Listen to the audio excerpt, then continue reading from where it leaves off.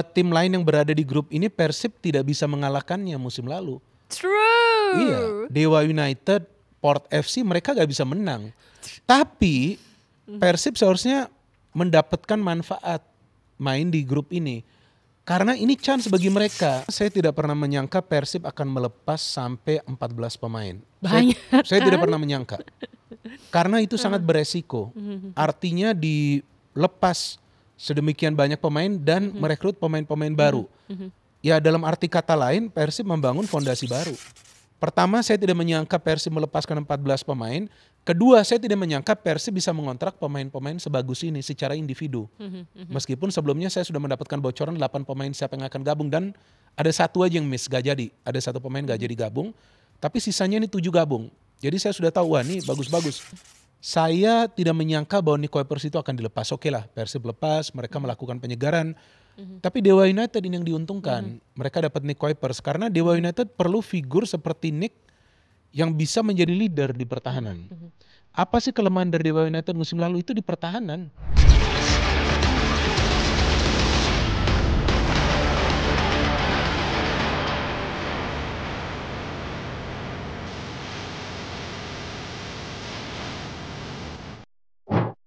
Halo, jumpa lagi di Soccer Lover yang hadir dengan informasi menarik dari dalam maupun luar lapangan hijau. Kali ini kita akan ngebahas gelaran Piala Presiden 2025 yang tinggal menghitung hari.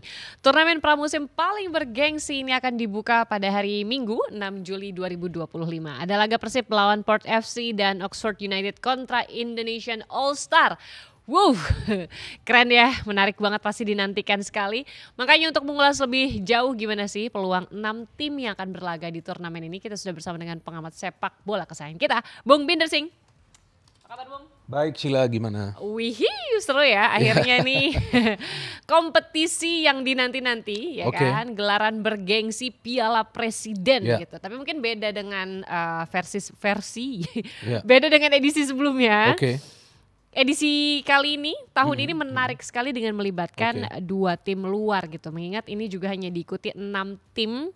Kemudian ada tambahan Oxford FC dari Inggris dan juga Port FC dari Thailand. Tentu ini akan menjadi sebuah tontonan yang menarik. Ada value yang berbeda gitu. Bung Binder kelihatannya gimana? Iya, memang jumlah peserta berkurang kan. Dari 8 sebelumnya tahun lalu, sekarang 6. Tapi secara kualitas ya saya pikir masih bagus Piala Presiden ini karena ada 2 klub dari luar negeri yang kita tahu tentu akan sangat bermanfaat bagi klub-klub lokal kita kan. Betul. Ada Dewa United, ada Persib, ada juga Arema FC plus ada Indonesia All Star. Nah Indonesia All Star ini kan kumpulan dari pemain-pemain lokal yang bermain di Liga 1. Betul. Awalnya saya kira akan ada pemain asing juga. Kan Indonesia All Star tuh ternyata awalnya kalau nggak salah Liga 1 All Star tuh saya kira ternyata Indonesia All Star. Nah artinya para pemain lokal kita juga punya kesempatan berhadapan dengan klub luar, apalagi jika nanti Indonesia All Star juga bisa lolos dari fase grup. Ini menjadikan sebuah bisa dikatakan gambaran lah ya, bagaimana dalam tanda kutip mini uji coba gitu. Karena kalau kita tahu kan Port FC sendiri merupakan Liga 1 di Thailand gitu ya. Betul. Sementara memang Oxford FC itu kan kalau bisa kita bilang Liga 2-nya lah di sana. Tapi tetap oke juga untuk pengalaman gitu ya Bung ya. Iya betul, meskipun Oxford United ini kan bukan dari Premier League ya. Tapi Championship itu gak beda jauh dengan Premier League. Karena klub-klub yang berada di Championship itu punya target lolos ke Premier League. Artinya materi pemainnya yang mereka persiapkan itu adalah untuk promosi materi-materi pemain yang bagus. Dan plus poinnya bagi kita semua, kita bisa menonton 2 pemain timnas kita. Ada Ole, ada Marcelino. Karena kan sudah jarang kita nonton mereka kecuali main untuk timnas kan. Jadi pada saat mereka datang ke Indonesia dengan klub mereka, nah ini akan saya yakin menambah animo masyarakat. Menarik sekali. Iya akan menambah karena kita tahu jumlah fans dari timnas juga bertambah karena banyak pemain-pemain kita yang bermain di Eropa. Jadi dengan adanya Oxford United, apalagi jika nanti mana tahu mereka masuk ke final, saya yakin bisa full house dengan adanya Marcel dan juga Ole. Apalagi jika mereka main terus kan. Oke, sebelum kita nantikan nih laga pertama pada tanggal 6 Juli, kita akan bahas dulu nih bagaimana di grup A akan diisi Indonesian All Star, Arema FC dan Oxford United. Gimana Anda melihat persaingan di grup ini? Kalau kita lihat di sini ada Arema FC yang memang langganan, bukan langganan, maksudnya yang kemarin juara Piala Presiden ya kan? Dan edisi mereka sebelumnya. memang paling banyak ya menjadi Yes. juara ya, 4 kali ya. Dan memang ada Oxford, ada juga Indonesia All Star. Nah, saya awalnya kira Indonesia All Star ini seperti yang tadi saya katakan akan diisi oleh para pemain asing. Saya kira awalnya nih namanya Liga 1 All Star. Ternyata oke, Indonesia All Star. Tapi saya berharap ada pemain-pemain yang bermain di timnas atau menjadi bagian dari timnas yang juga masuk ke tim ini. Seperti Rizky Ridho, Sayuri Brothers, Nadio Argawinata atau pemain-pemain lain lah yang pernah dipanggil ke timnas. Ternyata pada saat untuk voting juga gak ada mereka. Kok bisa gitu ya? Nah maka itu saya gak ngerti, mungkin juga gak dilepas oleh klub mereka. Artinya yang diberikan kesempatan adalah pemain-pemain lain. Ini bukan berarti bahwa tidak akan menarik permainan dari Indonesia All Star. Cuma jika ada pemain-pemain timnas itu saya yakin akan menambah jumlah penonton di Piala Presiden ini. Tapi Iya oke lah, sekarang ada kumpulan pemain-pemain lokal kita 30 lainnya. pemain ya? Ya, itu berdasarkan voting loh. Ini menarik juga. Jadi voting siapa yang mendapat vote terbanyak, mereka yang terpilih. Nah ini kan yang nanti menjadi pertanyaan, apakah mereka bisa bermain sebagai satu tim atau enggak nih? Itu menariknya. Nah ini yang menjadi menarik. Artinya ini tantangan bagi pelatihnya. Betul. Rahmat Pelatihnya, Darmawan di sini. Rahmat Darmawan. Dan kita tahu Coach RD ini kan adalah pelatih yang syarat berpengalaman dan biasa dia kalau melatih tim dia mengutamakan konsep permainan, passing game, main menyerang. Saya cuma berharap para pemain lokal kita ini yang terpilih mereka bisa menampilkan permainan terbaik. Pada saat mereka juga bisa ya istilahnya mempersiapkan match fitness mereka kan biar mereka siap nanti untuk bermain bagi klub mereka pada saat Liga 1 dimulai.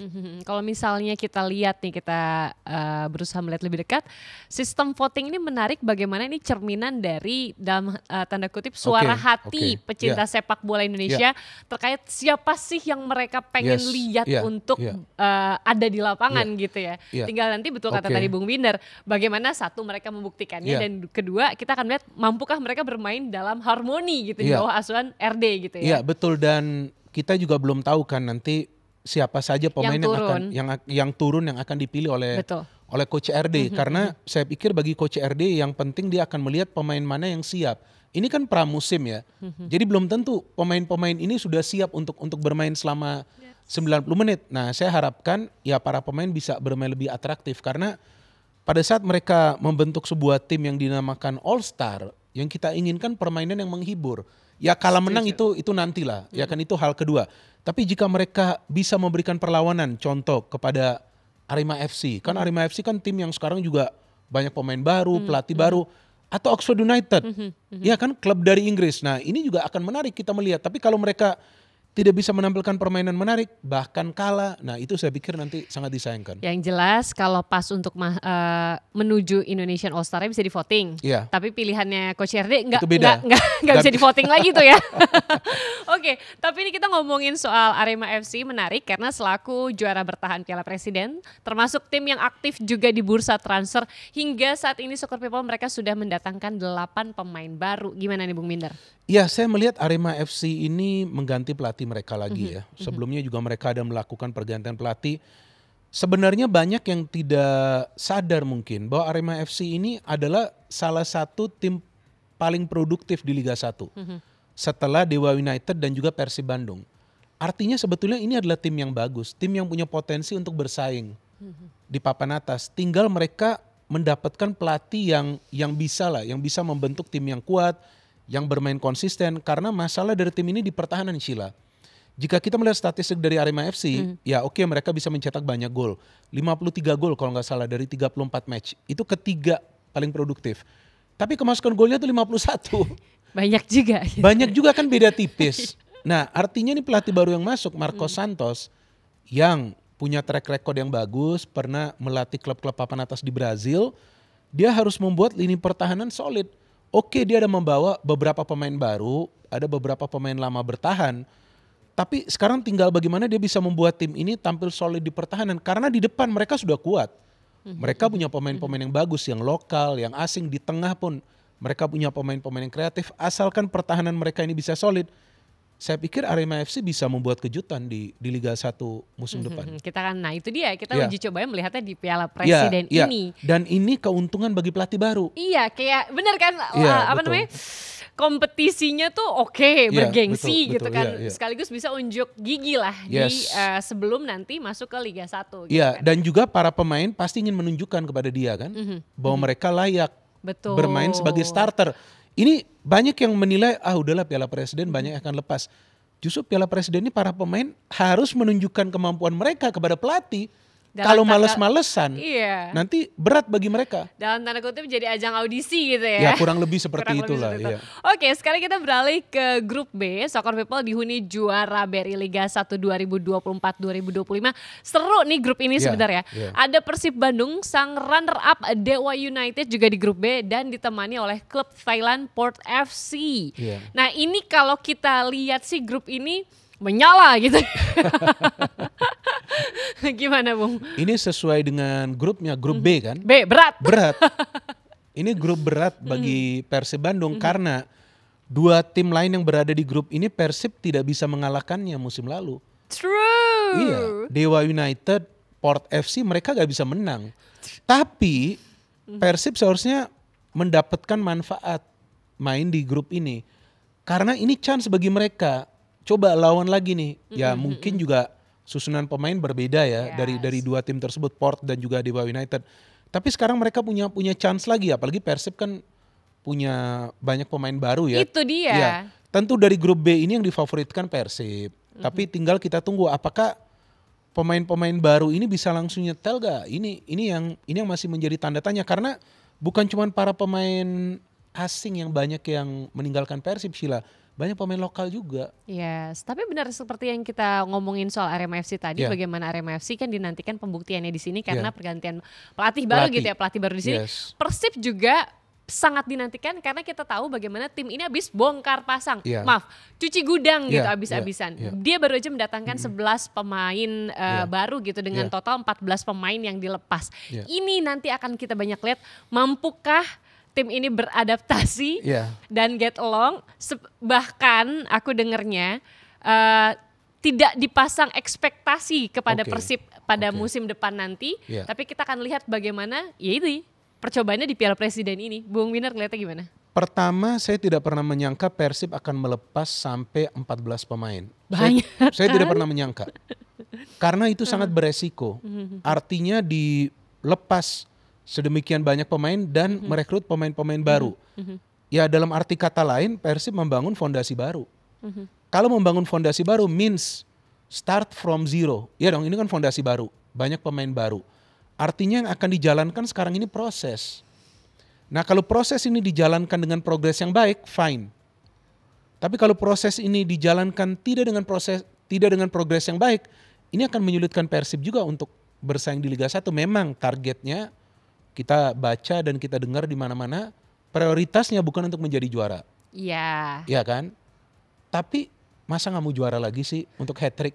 Iya kan? Adalah keinginan untuk menjadi juara meskipun bukan prioritas. Tapi selain itu, ini momentum bagi Persib untuk membangun sebuah tim yang fresh. Ini baru semua kan wajah-wajah baru. Bahkan saya pelatih kiper juga ada yang baru atau ada pelatih apalagi ada yang baru lah. Dari Persib memang Boyan masih tetap sama. Masih ada di tempatnya. Artinya ini adalah sekarang tim yang baru lagi dibangun oleh Boyan Hodak. Betul. Nah ini tim akan membutuhkan waktu untuk berprogres. Ya kalau progresnya tidak untuk menjadi juara, paling tidak mereka bisa bersaing di papan atas. Karena pemain-pemain yang dipilih, ini saya jujur mengatakannya, ini bukan pemain kaleng-kalengan. Pertama, saya tidak menyangka Persib melepaskan 14 pemain. Kedua, saya tidak menyangka Persib bisa mengontrak pemain-pemain sebagus ini secara individu. Meskipun sebelumnya saya sudah mendapatkan bocoran 8 pemain siapa yang akan gabung dan ada satu aja yang miss, gak jadi. Ada satu pemain gak jadi gabung, tapi sisanya ini 7 gabung. Jadi saya sudah tahu, wah ini bagus-bagus. Plus ada lagi yang datang yang sebelumnya saya belum tahu gitu. Jadi ini pemain-pemain bukan grade A tapi grade A+. Jadi di atas A. Tapi secara individu, secara tim jika mereka bisa klik, jangan kaget nanti Persib ada Tapi lagi di atas. kalau menurut Bung Binder, siapa sih kunci pemain atau sosok kunci yang akan menjadi Oke. yang bersinar Oke. gitu di dalam rekrutan baru Persib Bandung ini? Oke, dalam 2 musim terakhir Persib ini defense-nya kuat.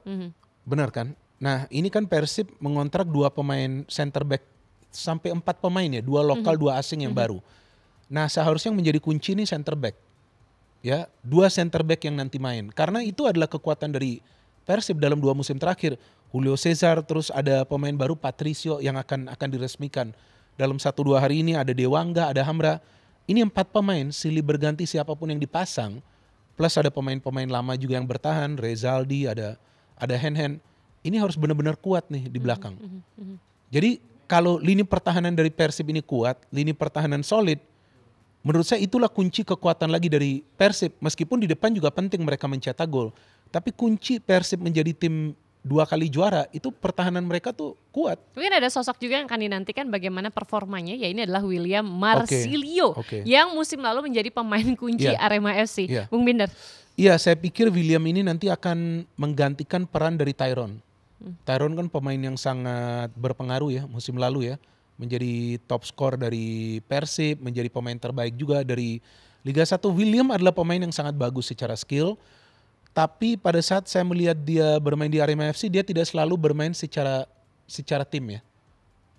Tidak selalu bermain secara tim. Artinya pada saat dia bisa membagi bola, dia akan pilih shooting, dia akan pilih gocek. Nah, ini sekarang tugasnya dari Boyan Hodak. Boyan Hodak kan beda nih. Ini tugasnya nih, bikin dia team player. Jika dia bisa menjadi team player, maka dia bisa menjadi sosok yang menakutkan juga di Persib. Nah, emang seperti yang kita nantikan bersama bagaimanakah sosok Boyan Hodak ini meramu timnya. Ini benar-benar menjadi awal ya. Memang benar namanya pre-turnamen, tapi ini juga menjadi sesuatu yang akan kita nantikan di BRI Liga 1 musim depan gitu. Betul. Sepertinya gambarannya kurang lebih tim-tim unggulannya kita bisa lihat di gelaran Piala Presiden ini. Kita akan nantikan bagaimana tentunya Boyan Hodak ya, selama pemain yang didatangkan sesuai kebutuhan tim. Pastinya para bobotoh harus percaya sama racikan strategi Boyan Hodak. Kalau kita melihat bagaimana Boyan Hodak ini menukangi Persib musim lalu nih Bung ya. Dengan gaya main yang sudah maksudnya bisa kita bilang terpattern lah gitu ya. Dengan banyak yang bilang tuh ibaratnya gak usah main cantik, yang penting menang gitu. Menurut Bung Binder dengan 11 pemain baru ini, apa yang akan ditampilkan? Ya, ini pertanyaan yang sangat bagus ya. Dan belum pernah ada yang menanyakan kepada saya. Kalau feeling saya mungkin akan ada sedikit perubahan dalam gaya permainan. Karena nih sekarang banyak pemain-pemain yang dalam usia produktif mereka yang lebih fresh lah ya, yang punya kecepatan. Jadi bisa juga. Karena kalau kau lihat nih, karakternya juga beda loh Bu. Beda, iya sama itu beda. Yang kemarin gitu beda, ya. Related itu umur juga gitu kan. Iya, dari segi usia juga lebih muda. Bisa juga nanti Persib bermain lebih terbuka. Karena jika 2 musim terakhir yang Persib menjadi juara bermain terbuka akan sangat beresiko. Karena pemain-pemain yang sebetulnya tidak semuanya yang punya kecepatan. Tapi ini kalau kita lihat Luciano punya speed, William punya speed, Sadil punya speed, Dewangga punya kecepatan, Hamra punya kecepatan, Julio Cesar. Ini rata-rata nih bisa bermain cepat. Jadi bisa juga Boyan Hodak melakukan sebuah perubahan, tapi mungkin tidak signifikan. Karena core permainan Persib itu akan dia pertahankan. Apa itu? Counter attack. Nah, counter attack itu sangat efektif bagi Persib. Karena dengan counter attack mereka bisa lebih cepat membuka pertahanan daripada main ball possession. Coba Sheila perhatikan dalam 2-3 musim terakhir ya.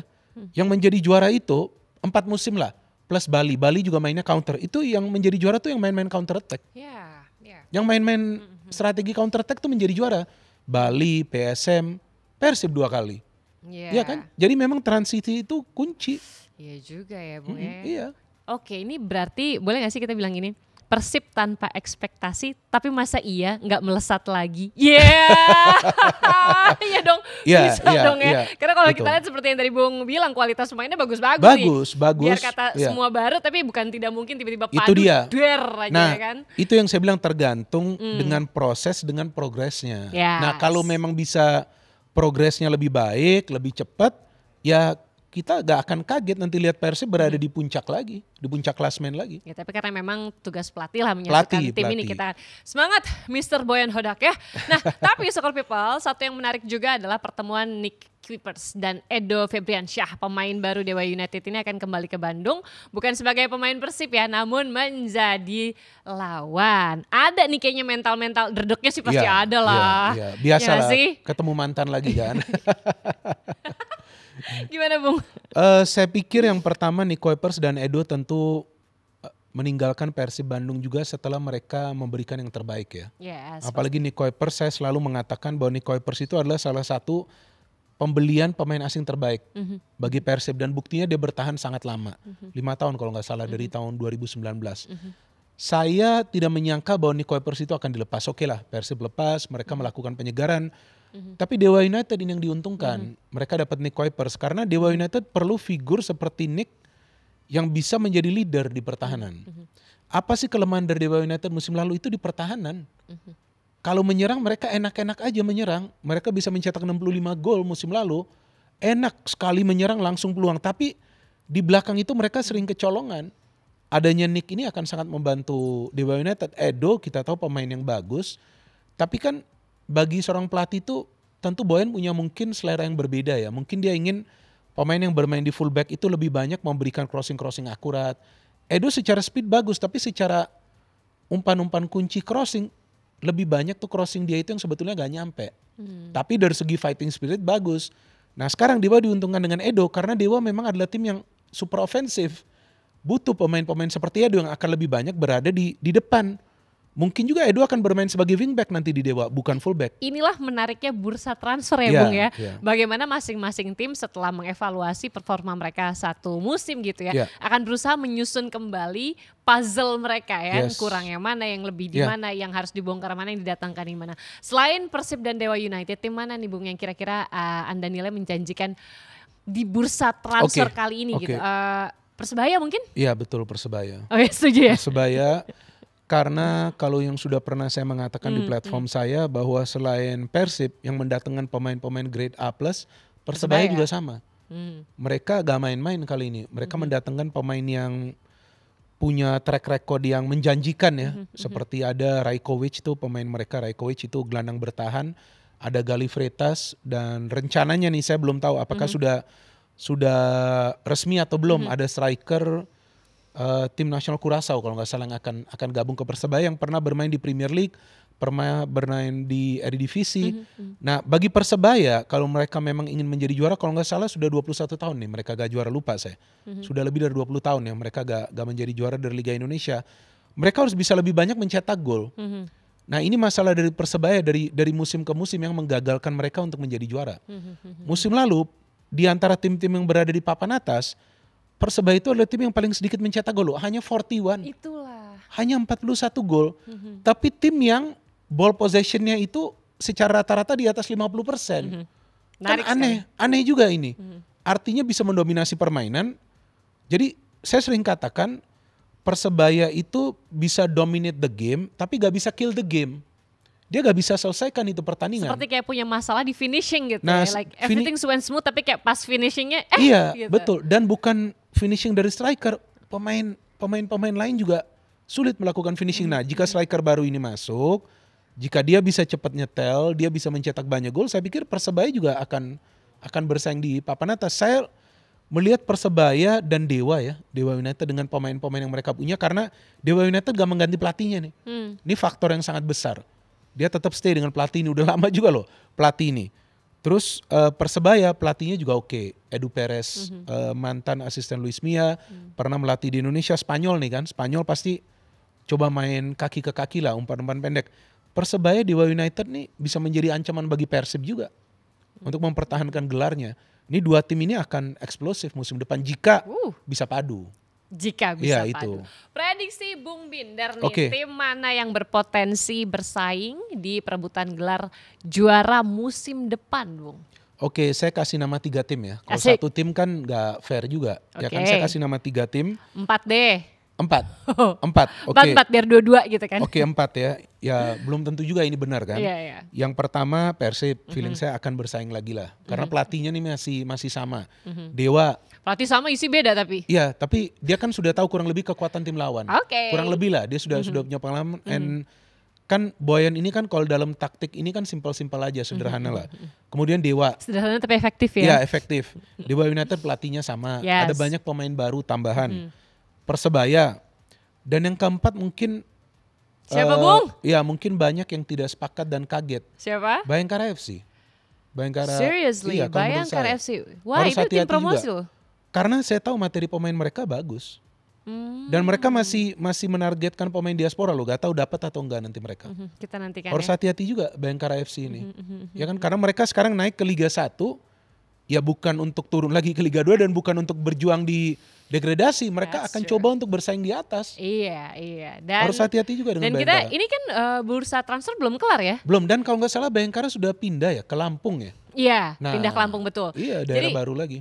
pindah markas, Iya. bursa transfer belum ditutup, masih bisa Masih sih memang bisa. betul untuk Iya. kata Bung Minder tadi, Iya. mereka akan bersaing bukan untuk turun lagi. Jadi kejutan tuh masih bisa. Iya, tapi ini prediksi. Ini Kalau prediksi. salah jadi jangan baper. Ya kan? Kalau netizen kita kan langsung wah. langsung diseriusin banget. Enggak. Guys, tenang dulu guys. Ini prediksi Prediksi, gitu ya. prediksi. Tadi berarti kan Persib, Iya. Dewa United, Persebaya dan juga Bayangkara FC. Bayangkara Itu menurut sebagai faktor kejutan lah. faktor kerja itu menurut Bung Binder. Kalau menurut Soccer People sendiri gimana? Kan nggak pernah salah yang namanya pendapat kan? Iya. Boleh tulis di kolom komentar. Wah, menarik banget perbincangan kita kali ini. Kita akan betul-betul sangat menantikan gelaran Piala Presiden 2025. Berikan dukungan yang sportif pastinya ya, yang positif Iya. untuk berjalannya Piala Presiden 2025 yang membanggakan kita semua. Iya. Yang pastinya kita harapkan berjalan dengan baik. Yes. Dan juga pastinya membawa nilai-nilai positif untuk sepak bola Indonesia. Oh iya, depannya. betul. Iya Apalagi nggak sih? dengan adanya 2 klub dari Itu luar dia, negeri. Ya. menjadi semangat baru Yes, gitu ya. betul. Oke, terima kasih Bung Minder. Oke, thank you Sheila. Waktunya untuk Ya, bincang-bincang oke. hari ini. Nanti kita akan jumpa lagi Siap. segera. Oke. Soccer People, demikian perbincangan kita kali ini di Soccer Lover. Jangan lupa untuk selalu jaga kesehatan. Kita ketemu lagi nanti ya. Dah.